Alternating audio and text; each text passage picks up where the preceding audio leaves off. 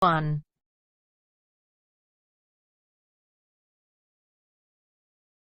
Different recordings, and you will have to answer questions on what you hear. There will be time for you to read the instructions and questions, and you will have a chance to check your work. All the recordings will be played once only. At the end of the test, you will be given 10 minutes to transfer your answers to an answer sheet.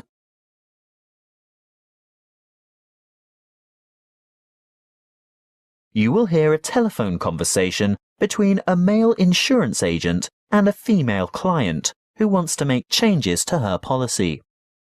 First, you have some time to look at questions 1 to 5.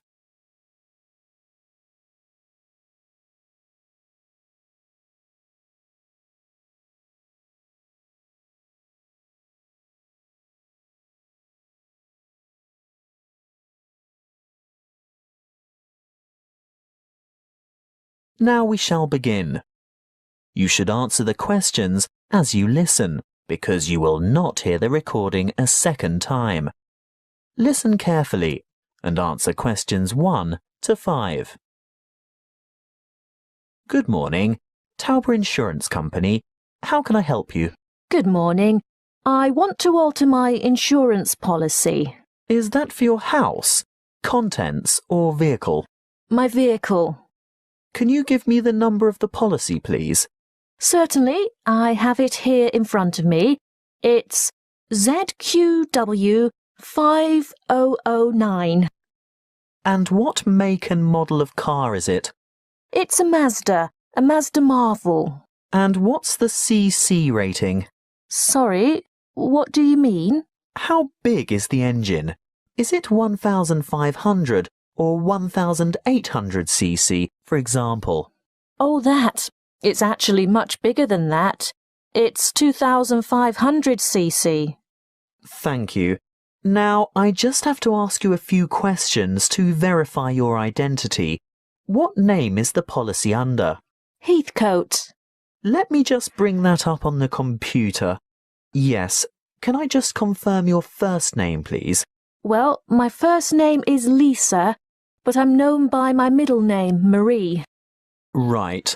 I see both here, but Lisa is the one I want for ID purposes. And your date of birth, Lisa? I mean, Marie. The 22nd of August, 1955. Correct. Just one more question before we get started. Can you remember the password on this policy? Oh dear, I didn't know I had a password on it. Everyone has a password. Would you like to take a guess?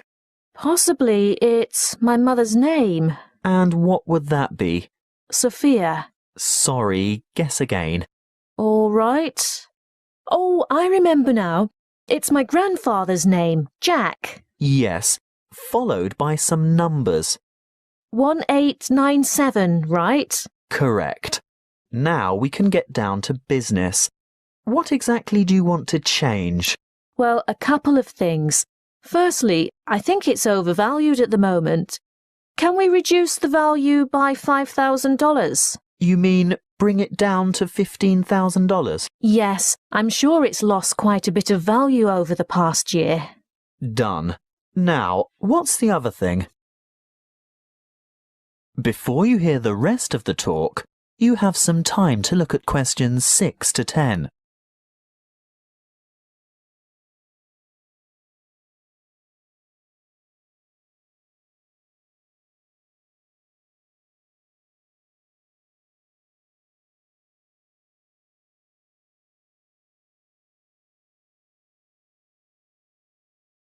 Now listen and answer questions 6 to 10. Well, I want to add the name of another driver to my insurance policy. Who is it? His name is Samuel Michaels. He doesn't have the same family name as you. No, he doesn't. Is that a problem? No, it shouldn't be, as long as he's over the age of 25. But we find it easier to get approval for family members. Oh, he is family. He's married to my daughter. He's my son-in-law. And he's 28, in fact. Good. And what would he be using the car for? Would it be business or social purposes? Not really. You see, I've injured my right arm and I'm having difficulty driving. It's not an automatic. I have to use the gear stick. And Sam, that is Samuel, offered to drive me to my appointments and so on. He's a good driver and I feel safe with him, but I'd like to know that the car is still insured with him behind the wheel. So that would be family reasons then? Yes, I think so. Will my premium go up? No, as long as you can provide us with a photocopy of his driver's license, a true copy. You know what I mean. You'll have to get someone from the Department of Transport to sign it, saying that he's seen the original document.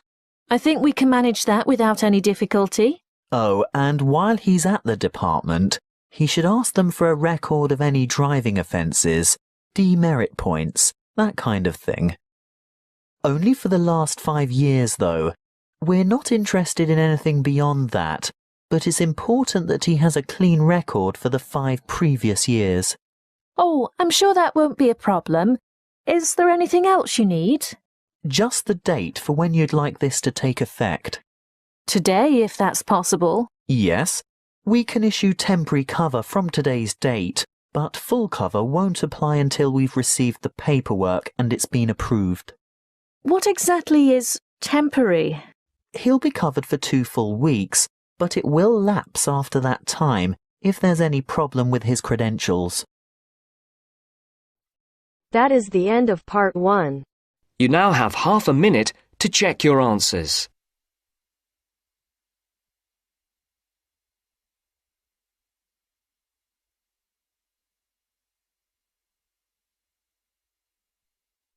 Now turns to part 2. Part 2.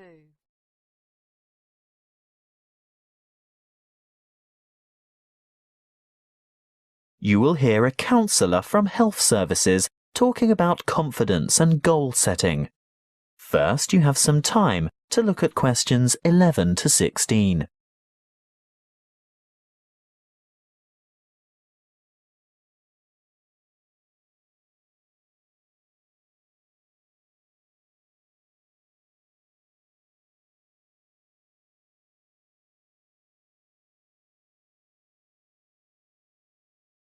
Listen carefully and answer questions 11 to 16. Hello, I'm Jo from Health Services, and I'm pleased to be here talking to you today. You've come here today to learn more about gaining confidence and setting goals. How many of you are truly positive thinkers? Positive thinking is the key to confidence. It doesn't matter whether you are playing a sports match, facing an interview, or preparing for an exam. If you apply positive thinking, you will gain confidence. This is the secret.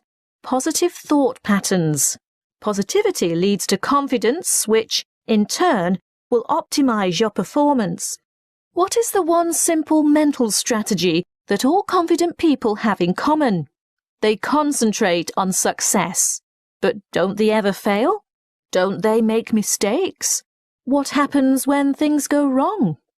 The crucial difference is that they don't dwell on failure. Everybody makes mistakes. I mean, how else do we learn? Rather than giving up or becoming depressed, the best strategy is to register the mistake, note what went wrong, and determine what would have been a better way to act or what could have been done differently in order to achieve a more successful outcome. Then move on. Yes, erase the negative emotions. Allow those memories of defeat, frustration, or dissatisfaction to fade and move forward. Negativity erodes confidence. You need to put aside your disappointments and focus on successful outcomes. Oh, it's not that easy, I can hear you saying. Well, no, it's not easy to forget failure, but no one ever fails completely, so congratulate yourself on the areas where you did do well. Mentally replay the best bits, even if they're only a small part. Now, there are 2 more things you need to do. Firstly, rehearsal. Yes, you heard me. Rehearsal. Surely only actors in a play need to rehearse their parts? No, the truth is we all need to rehearse. This is a surefire way to build confidence. Before the match, presentation, the exam, or whatever, imagine yourself performing successfully in that particular situation. And here's the second tip: look confident. That will always give you an extra physiological advantage. So you can see that mind and body work together on this. You have to think and act positively. Let's talk a bit more about how to look confident. If you have to overcome a challenge, get rid of that anxious expression and rigid posture, those downcast eyes and nervous gestures. Even if you don't feel very self-assured, you can still give the appearance of confidence. Stand tall, hold your head up, make full eye contact, and keep an open expression. Replace the frown with a smile if you can manage it. And those hunched shoulders? Relax those shoulder muscles. If you need to, take a deep breath and stretch to release pent-up anxiety and tension. What if you have to make a difficult phone call, for example? Nobody can actually see you, so does it matter what you look like? Yes, it does. Practicing positive body language will help you cross the threshold into a confident mood. Before we move on to talk about goal setting, it may surprise you to know that once you have set a goal in life, the brain responds with a burst of activity, which we experience as, that's right, happiness. And what happens when the goal is achieved? Yes, there is another burst of activity and another feeling of happiness. Before you hear the rest of the talk, you have some time to look at questions 17 to 20.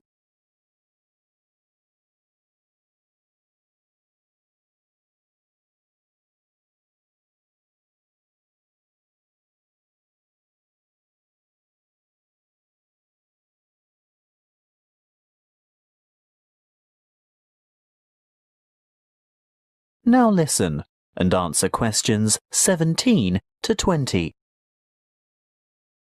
As you can see, the recipe for a happy life is to maintain a positive attitude and keep setting and achieving your goals. So, whatever your goal, whatever it is that you're aiming for, a new job, losing weight, giving up smoking, graduation, you need an appropriate, and by appropriate I mean achievable goal. That's the first step. The next thing to consider is motivation. How do you get going? Well, it's more likely to motivate you if you think of the rewards of success rather than focus on failure or what you might lose. So, you need to establish your incentives. After that, you'll have to work out the various stages and phases that you'll need to go through along the way and prepare for each one of them. If you're not naturally motivated, keep the targets small and achievable. But it really is important to ensure you collect the resources to accomplish the various steps. If you have performed that particular task before, you may already have the resources, or at least know where to get them from. If not, ask someone who has already succeeded. When you have got this far, the next stage is obvious. Yes, you have to take the first step. That's not quite all there is to it, though. The final thing is to remember to keep track of what you've accomplished. In other words, be sure to maintain a progress log. That way you can look back at your previous small successes and watch your progress along the way to achieving your goal. That is the end of part 2. You now have half a minute to check your answers.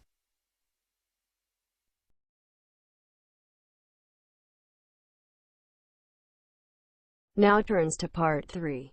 Part 3. You will hear two students discussing a science project. First, you have some time to look at questions 21 to 25.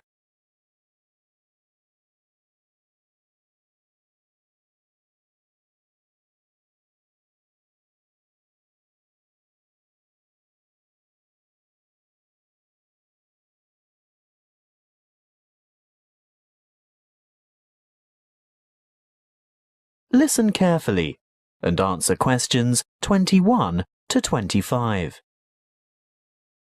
Hi, Julia. Hi, Bob. Thought about the science project yet? Which one? The presentations are scheduled for next month. The experiments that you and I are working on to demonstrate density, buoyancy, and the compression of gases. That'll be complicated. Well, it's not supposed to be. It'll be part of the Making Science Simple series that's being showcased next year, and we have to be ready to demonstrate by the end of next week. Oh, well, simple, you say? Yes, not just the concept, but the materials too. We have to use cheap, readily available common items. Expensive lab equipment is out of the question. I remember something about using recycled or throwaway items if possible. Anything portable that we can bring into the lab. That's right. Well, any ideas for the project? What about the classic Cartesian diver? Is that the same as a Cartesian devil? The invention named after the famous French physicist René Descartes. Yes. A long time ago, superstitious people labelled it that because they couldn't comprehend the scientific principles it demonstrated. They thought it was black magic. How shall we do it? By keeping it as simple, transparent and economical as possible. So, to start with... Open your pencil case and let's have a look. You haven't got any... Any what? Paper clips. Oh, there are lots of them in the bottom of my bag. They slip off my papers and collect in the bottom. Look, here's half a dozen. But they're all big metal ones. I want little ones. Small, vinyl-covered multicoloured ones. Oh, I've got one or two of them too. Great, and if we look around, especially on the floor, we're bound to find a few more. See? Here. What else do we need? A small rubber band. Well, I've got one of those in my pocket. No, not that kind. Let's go and ask Tara. Why? Those really small coloured bands for making ponytails are ideal. Hey, Tara? Yes? Have you got any spare rubber bands, like the ones you fasten your hair with? Oh, heaps. A whole packet full. Help yourselves. Terrific. So far it hasn't cost us anything. What now? Let's go and rummage through the recycling bins beside Joe's mini market. What for? We want a 2-litre plastic soft drink bottle with lid. Hey, I draw the line at sorting through other people's rubbish, and we're also not likely to find one with a lid. Well, go into the store and buy 2 litres of soft drink. What flavour? It doesn't matter what kind of drink you get, just make sure it comes in a clear PET bottle. Where are you going? To the cafeteria behind the resource centre. What for? I'm after some straws. I can get them from the shop when I buy the drink. No, I've seen theirs. They're the waxed paper ones. We need clear plastic, and I know they've got them in the cafeteria. I'll also see if I can get a tall plastic cup from there.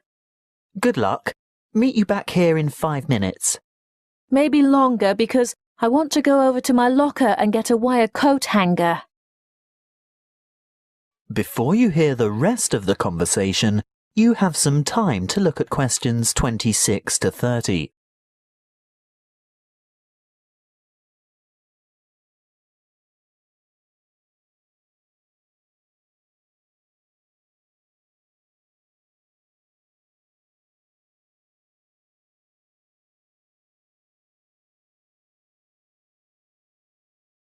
Now listen and answer questions 26 to 30.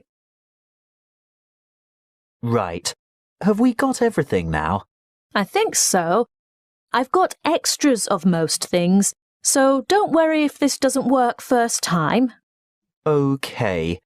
Assembly. Step 1. Take a straw and fold it in two. No, not like that. These plastic ones are quite hard to fold.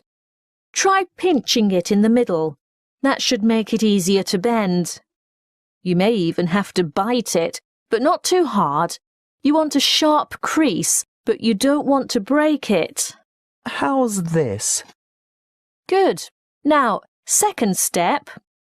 Wrap a rubber band several times around the ends to hold them together. Then? Add weight to the diver. So, this straw is the diver? Yes. See how I'm pulling the outside end of a paperclip out a bit?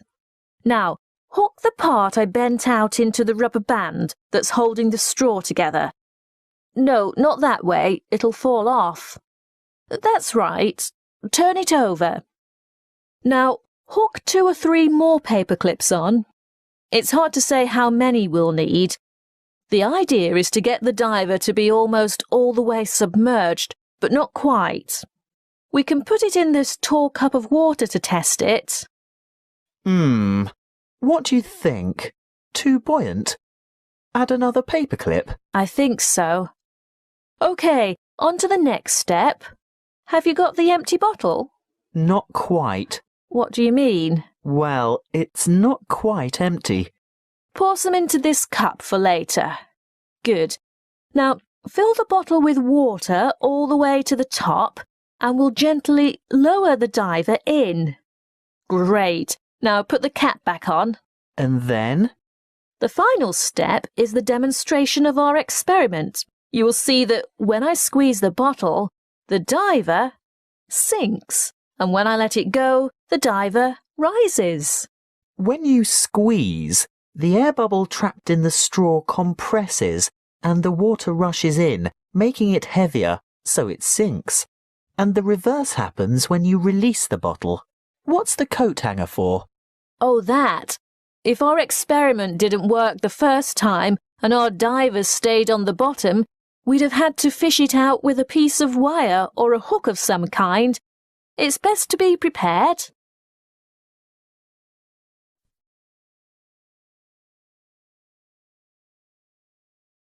That is the end of part 3. You now have half a minute to check your answers.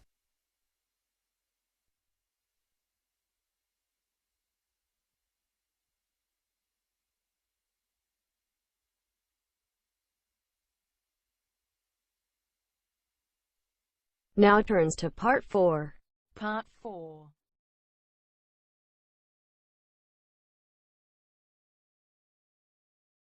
You will hear a lecture on volcanic activity and its effect on the atmosphere.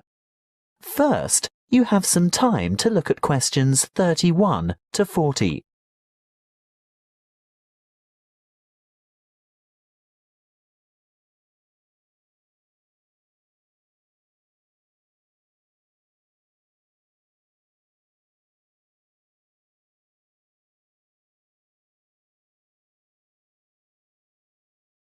Listen carefully and answer questions 31 to 40. Good morning, everyone. In these environmental science lectures, I guess you're all used to hearing about global warming.